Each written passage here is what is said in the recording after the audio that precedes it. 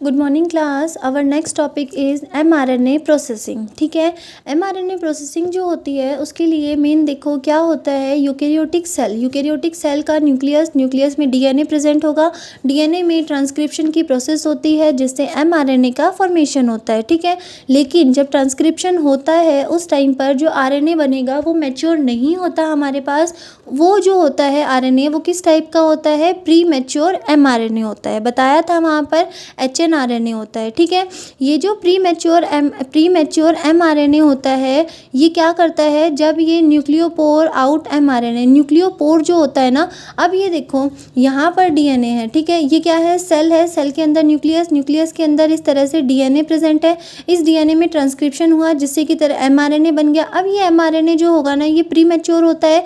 तो अगर ये प्री मैच्योर mRNA अगर बाहर निकलेगा न्यूक्लियोपोर की हेल्प से, ये बाहर निकलेगा। क्यों निकलता है न्यूक्लियोपोर की हेल्प से बाहर, क्योंकि mRNA जब बाहर आ जाएगा तो वहाँ पर क्या प्रेजेंट होते हैं, राइबोसोम प्रेजेंट होते हैं, जिससे कि वहाँ पर प्रोटीन सिंथेसिस की प्रोसेस कंप्लीट होगी। ठीक है, ट्रांसलेशन की प्रोसेस जो होगी वो कहाँ होगी, साइटोप्लाज्म में होगी, और ट्रांसक्रिप्शन की प्रोसेस कहाँ होती है, न्यूक्लियस के अंदर होती है। ठीक है, तो देखो जो प्री मैच्योर mRNA था वो जब न्यूक्लियोपोर से बाहर निकलता है तो क्या होता है, न्यूक्लियोपोर प्रोटीन, यहाँ पर न्यूक्लियोपोर प्रोटीन प्रेजेंट होते हैं जो कि इस प्री मैच्योर mRNA को बाहर जाने से रोकते हैं, inhibit the out movement of pre mature mRNA। ठीक है, तो ये जो प्री मैच्योर mRNA है इसको बाहर क्यों नहीं आने देते, क्योंकि अगर ये प्री मैच्योर mRNA बाहर आएगा तो वहाँ पर बाहर साइटोप्लाज्म में हाइड्रोलाइटिक प्रोटीन्स प्रेजेंट होते हैं जो कि इस प्री मैच्योर mRNA का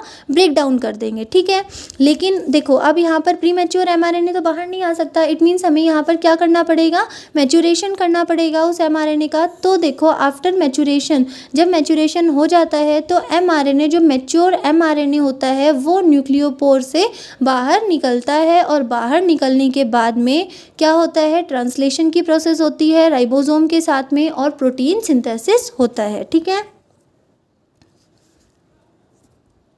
अब देखो process of making mature mRNA from pre mature mRNA is called mRNA processing. ठीक है, process of making mature mRNA से मैच्योर mRNA को प्री मैच्योर mRNA से बनाने की जो प्रक्रिया होती है उसे हम mRNA प्रोसेसिंग कहते हैं। इसमें 3 स्टेप होती है। 1 इज़ कैपिंग, स्प्लाइसिंग एंड पॉलीएडिनाइलेशन। ठीक है, देखो अब क्या होता है, कैपिंग जो फर्स्ट प्रोसेस होती है वो कहाँ होगी, 5 प्राइम एंड पर होगी, जिसमें कि प्री mRNA या HNRNA प्रेजेंट होता है। ये जो प्री मैच्योर mRNA होगा यहाँ पर क्या होता है, ये देखो इस तरह से स्ट्रैंड होता है 5 प्राइम टू 3 प्राइम। ठीक है, इसमें नॉन कोडिंग पार्ट्स होता है उनको हम इंट्रोन कहते हैं, लेकिन कोडिंग पार्ट को हम एक्सोन कहते हैं, जो कि फंक्शनल पार्ट होता है, जो क्या करता है, प्रोटीन सिंथेसिस में पार्टिसिपेट करता है। लेकिन जो नॉन कोडिंग पार्ट होता है इंट्रोन, वो पार्टिसिपेट नहीं करता। तो देखो जो 5 प्राइम वाला एंड है वहाँ पर कैपिंग की प्रोसेस होगी। कैपिंग की प्रोसेस मीन्स को ट्रांसक्रिप्शनल प्रोसेस होती है, जिसमें देखो कैपिंग की प्रोसेस होगी। उसके बाद में यहाँ पर क्या होते हैं, स्प्लाइयोसोम एंजाइम्स प्रेजेंट होते हैं, जिसमें कि एक कॉम्प्लेक्स प्रोटीन होता है। ठीक है, ये जो कॉम्प्लेक्स प्रोटीन होता है इसमें 80 प्रोटीन्स प्रेजेंट होते हैं, जिनकी 5 सब यूनिट होती है। कौन कौन सी, U1, U2, U4, U5 और U6। ठीक है, ये सारे के सारे क्या करते हैं, ये सब यूनिट्स जो होती है ना वो इस तरह से इंट्रोन के साथ आकर बाइंड हो जाती है। ठीक है, और यहाँ पर आकर जब ये बाइंड होंगी तो ये इंट्रोन को इस तरह से खींचकर एक लूप की फॉर्म में बाहर निकाल लेती हैं। ठीक है, इंट्रोन के साथ बाइंड हो जाएंगी और इसको खींचकर एक लूप की तरह बाहर निकाल लेती है। और उसके बाद में देखो ये 5 प्राइम है, ये 3 प्राइम है। ठीक है, ये इंट्रोन्स है, ये लूप की तरह की स्ट्रक्चर बन गई। All introns are removed, all introns जो होती हैं उन सबको रिमूव कर दिया जाता है, और ये प्रोसेस क्या कहलाती है, स्प्लाइसिंग कहलाती है। ठीक है, तो ओनली एक्सोन्स बचेंगे।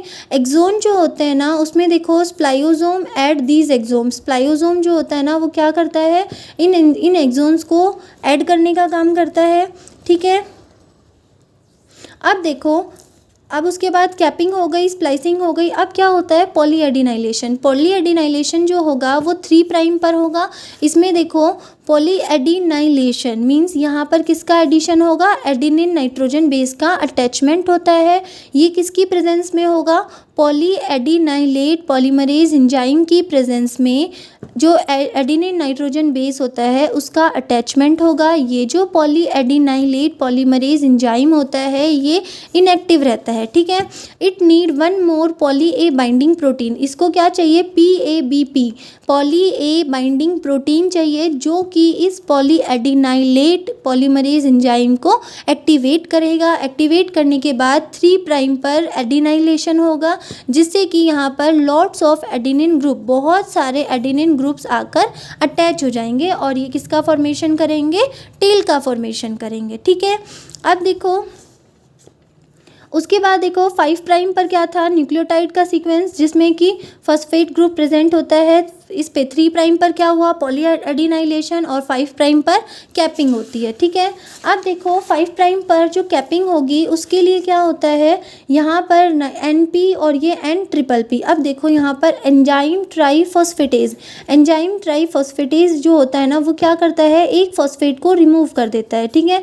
एंजाइम ट्राईफॉस्फेट जो होगा, फॉस्फेटेज जो होगा वो एक फॉस्फेट को, एक फॉस्फोरस को रिमूव कर देगा। तो ये फॉस्फोरस जो होगा इस वाले नाइट्रोजन के पास यहाँ पर 3 फॉस्फोरस है तो इसमें से एक फॉस्फोरस रिमूव हो जाएगा। इट मीन्स यहाँ पर कितने, NP और ये N-डबल-P, ठीक है। इस तरह से बचता है। अब इसके बाद में ये वाला जो स्ट्रैंड है उसके ऊपर ग्वानिनाइल ट्रांसफेरेज एंजाइम जो होता है वो क्या करेगा, GTP से GMP बनाएगा। GTP से GMP बनाने का क्या मतलब है कि यहाँ पर ये क्या था, देखो ग्वानोसाइन ट्राईफॉस्फेट से ग्वानोसाइन मोनोफॉस्फेट बनता है। मींस यहाँ पर 2 फॉस्फेट मॉलिक्यूल जो होते हैं ना वो अगेन रिलीज होते हैं जिससे कि देखो इस तरह की स्ट्रक्चर बनेगी NP और फिर ये वाला जो एक सिंगल मोनोफॉस्फेट बचा वो क्या करेगा, इस वाले नाइट्रोजन के पास जहाँ पर 2 फॉस्फोरस है, 2 फॉस्फेट ग्रुप है उसके साथ आकर अटैच हो जाता है, ठीक है। GP ग्वानोसाइन मोनोफॉस्फेट ये इसके साथ आकर अटैच हो जाएगा। अब देखो आगे क्या होगा, इसके ऊपर जो ये वाली रिएक्शन है इसके ऊपर क्या होगा, मेथिल ट्रांसफेरेज एंजाइम जो होगा वो वर्क करेगा और इसकी 7th पोजीशन पर मेथिल ग्रुप अटैच हो जाता है, ठीक है। ये यहाँ पर ग्वानोसाइन फॉस्फेट है, अब इसकी 7th पोजीशन पर मेथिल ग्रुप अटैच हो जाता है तो देखो ये इस तरह की स्ट्रक्चर बनेगी, M7GP।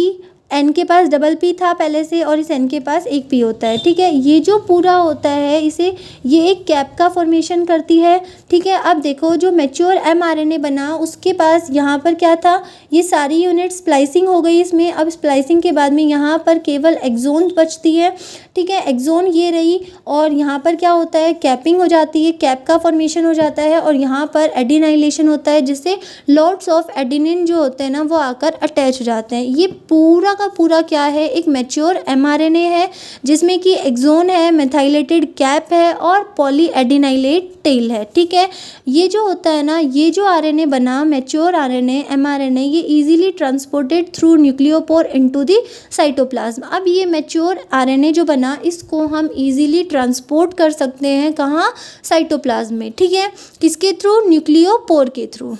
लेकिन जो हमारा प्री मैच्योर mRNA था, प्री मैच्योर mRNA वो जो होता है उसको हम ट्रांसपोर्ट नहीं कर सकते थ्रू न्यूक्लियोपोर, इसीलिए हमें वहीं पर न्यूक्लियस के अंदर ही ये कंप्लीट प्रोसेस होती है, ठीक है। अब उसके बाद देखो RNA की स्प्लाइटिंग, ठीक है। RNA की स्प्लाइसिंग, RNA स्प्लाइसिंग जो होता है उसमें जो स्प्लिट जीन होते हैं उनको डिस्कवर किया था शार्प एंड रॉबर्ट ने, ठीक है। स्प्लिट जीन जो होते हैं वो किस तरह के होते हैं, उसमें एक्सोन होता है, इंट्रोन होता है, ठीक है। इंट्रोन जो होगा वो नॉन कोडिंग होता है, नॉन फंक्शनल होता है, लेकिन एक्सोन जो होगा वो कोडिंग होता है और फंक्शनल होता है, ठीक है। कोडिंग होगा, फंक्शनल होगा, इट मीन्स यहाँ पर जितनी भी प्रोसेसिंग होती है वो सभी होती है और प्रोटीन का सिंथेसिस होगा। लेकिन जो इंट्रोन होता है ना वो नॉन फंक्शनल होता है, इसीलिए इसे रिमूव कर दिया जाता है बाय राइबोन्यूक्लियेज एंजाइम, ठीक है। उसके बाद देखो एक्सोन, इंट्रोन, एक्सोन। तो ये इंट्रोन है, इसको कौन, राइबोन्यूक्लियस एंजाइम जो होगा वो रिमूव कर देगा, जिससे दोनों एक्सोन जो होंगी वो किसके थ्रू अटैच होती है, लाइगेज एंजाइम के थ्रू अटैच होंगी, ठीक है। उसके बाद में ये दोनों एक्सोन जो है, ये दोनों एक्सोन बन गई, एक्सोन जो होगी जुड़ गई, एक्सोन बहुत सारी आपस में जुड़ जाती है, जिससे ये कोडिंग पार्ट होता है जो कि प्रोटीन का फॉर्मेशन करेगा, ठीक है। मोस्टली यूकेरियोटिक जीन्स जो होते हैं ना, उनमें ही स्प्लिट जीन जो होंगे वो प्रेजेंट होंगे, मींस वहाँ पर ही इंट्रोन और एक्सोन प्रेजेंट होती है। लेकिन जो प्रोकैरियोटिक जीन्स होता है वहाँ पर स्प्लिट जीन जो होते हैं वो नहीं, मतलब स्प्लिट जीन नहीं होते, इसीलिए केवल वहाँ पर क्या प्रेजेंट होते हैं, एक्सोन प्रेजेंट होते हैं। इसीलिए स्प्लाइसिंग की प्रोसेस केवल जो होगी वो यूकेरियोट्स में होती है। अब देखो, जो स्प्लिट जीन होता है वो हमारा न्यूक्लियोप्लाज्म में होगा। उसके बाद वहाँ पर क्या होता है, ट्रांसक्रिप्शन, जिससे HNRNA बनता है, हेटेरोजीनस न्यूक्लियर RNA, जो कि नॉन स्टेबल होता है, जिसमें एक्सोन और इंट्रोन दोनों पार्ट होते हैं, ठीक है। उसके बाद यहाँ पर स्प्लाइयोसोम कॉम्प्लेक्स प्रेजेंट होता है, SNRNP और SNRNA और SNRNP, ठीक है, ये दोनों प्रेजेंट होते हैं। SN का क्या मतलब है, स्मॉल न्यूक्लियर RNA और स्मॉल न्यूक्लियर राइबोन्यूक्लियस प्रोटीन, ये सारा कॉम्प्लेक्स प्रेजेंट होता है। कॉम्प्लेक्स जो होता है ना वो ATP प्रोवाइड करवाता है for fixation of non stable mRNA, ठीक है। अब देखो यहाँ पर फिक्सेशन हो जाता है, जिसके बाद में क्या होता है, इंट्रोन्स को रिमूव कर दिया जाता है, तो 5 प्राइम पर क्या होगा, कैपिंग होगी, जिससे 7 मिथाइल ग्वानोनाइन का फॉर्मेशन होता है, कैप का फॉर्मेशन होता है। उसके बाद में ये वाली जो यूनिट्स बच गई, इसमें केवल एक्सोन है, और 3 प्राइम पर टेलिंग होती है, जिसे पॉली ए टेल कहते हैं, ठीक है। अब ये जो mRNA है ये एक्टिव हो जाता है, ठीक है। अब ये mRNA एक्टिव हो गया, ये इसका क्या होता है, ये mRNA बाहर निकल जाता है, साइटोप्लाज्म में आ जाता है बाय न्यूक्लियोपोर, ठीक है। न्यूक्लियोपोर से साइटोप्लाज्म में आने के बाद में वहाँ पर देखो एक्सोन पार्ट जो होता है ना वो क्या करता है, कोडिंग करता है। कोडिंग मीन्स यहाँ पर ट्रांसलेशन होता है, जिससे कि प्रोटीन सिंथेसिस होता है, ठीक है। तो ये क्या है, ये कंप्लीट RNA की प्रोसेसिंग और स्प्लिटिंग जो प्रोसेस है वो कंप्लीट है, सॉरी RNA स्प्लाइसिंग और RNA प्रोसेसिंग कंप्लीट है।